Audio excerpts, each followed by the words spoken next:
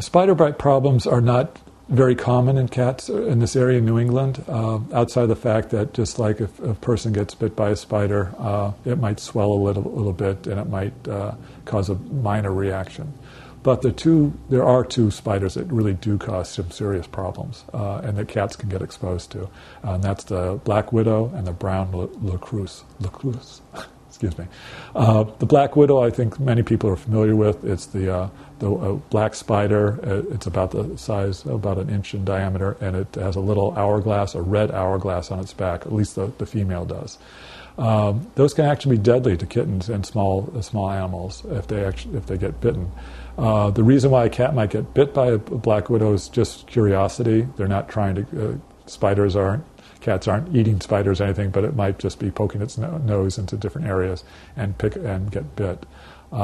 Many times with a black widow spider, a cat will actually salivate a lot, and they can start going into it's a painful situation, and they can have neurologic problems, and not too much local. It can affect the whole body.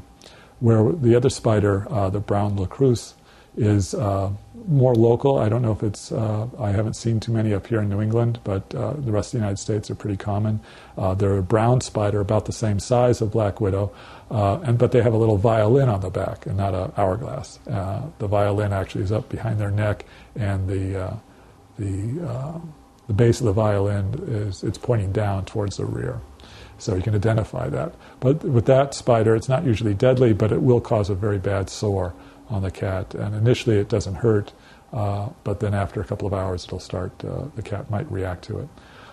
Treating those, again, you have to know, sometimes you don't know what you're treating because you haven't actually seen the spider, so you treat the symptoms.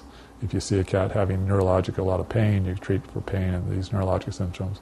If you see an ulcerated area on their leg or on their nose or on their body, you'll treat it topically. But if you actually knew that they got bit by either of those spiders, you really want to consult your veterinarian.